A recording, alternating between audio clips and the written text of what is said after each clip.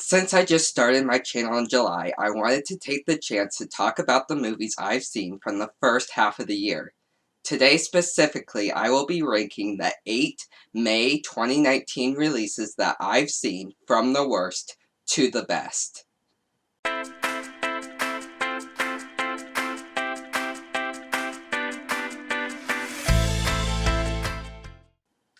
Hi, my name is Andy Funk, and I started this channel because I love sharing my take on the things that I watch. If you also love watching movies, consider subscribing down below so that you don't miss any of my other content.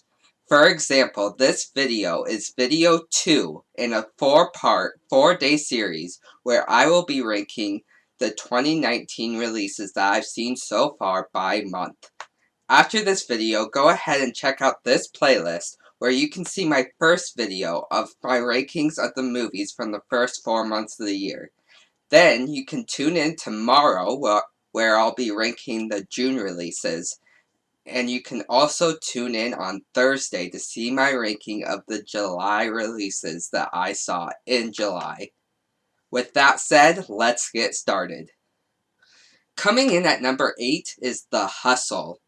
Rebel Wilson and Anne Hathaway play two female con artists from different class levels and skill levels, but when they end up in the same town, they face off to see who can be the better con artist.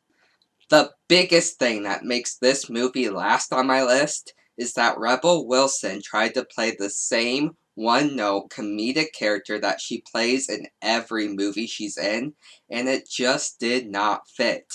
Anne Hathaway played a more serious, upper-class, professional con artist, and of course it does make sense to have contrast in that. But nothing about Rebel's portrayal is particularly funny or executed well. On top of that, nothing about the plot feels entirely new or out of the box.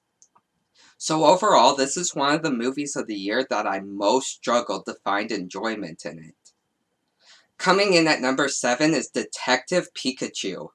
When Tim learns about his father's passing, he travels to a town where humans and Pokemon coexist to gather his father's things. There, he encounters a Pikachu that he can completely understand, who insists that his father is not dead. One of the most pleasing casting decisions of the year for me so far is Ryan Reynolds as Pikachu.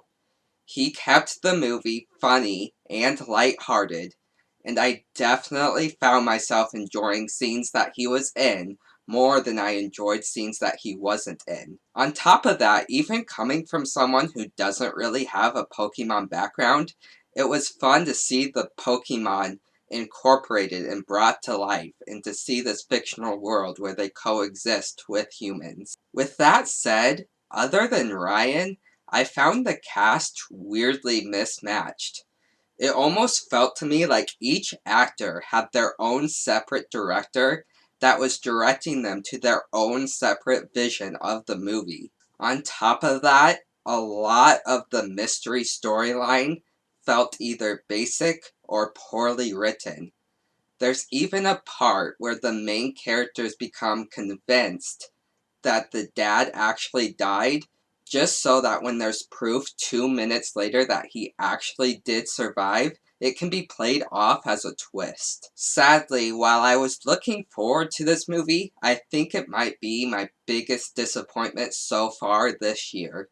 Coming in at number 6 is UglyDolls. A group of unregular-looking dolls from the town of Uglyville accidentally find their way to a training center made for flawless-looking dolls to prepare for being given to a child. But since these dolls do not meet the requirements of this training facility, they are very unwelcomed. If there's a movie this year that I actually don't think deserves the hate that it gets, it's this one. For a kids movie, it had a message to tell, and it told it well.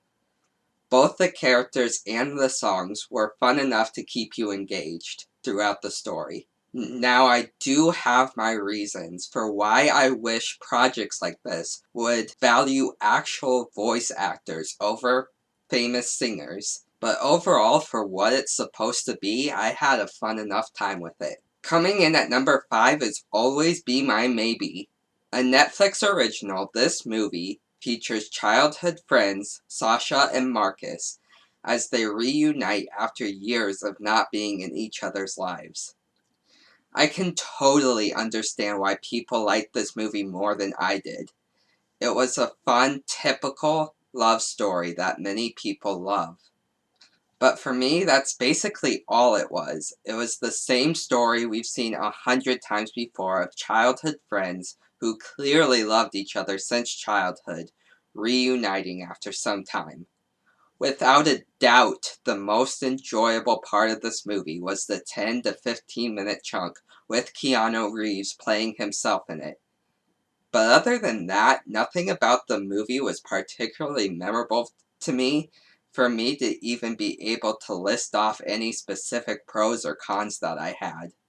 Coming in at number 4 is Aladdin, one of the many 2019 Disney live-action remakes. Still featured a lot of the fun elements of the original story. There were definitely things about this movie that I did enjoy.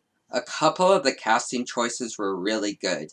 In particular, I really loved Naomi Scott as Jasmine, and I'm actually one of the people who thought that Will Smith made for a different but fun version of the genie.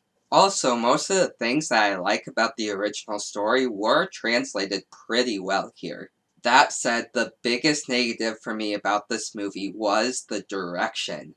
All of the big, bright colors didn't really work for me, and I found some of the staging really weird. In particular, the new song Speechless, while a good song on its own, not only felt mismatched in the tone of the story, but the staging did not work for me at all.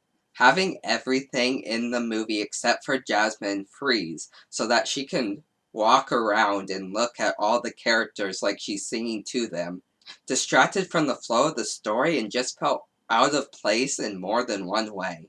Also, the movie's interpretation of Jafar was beyond underwhelming. For the majority of the movie, Jafar didn't even feel that threatening.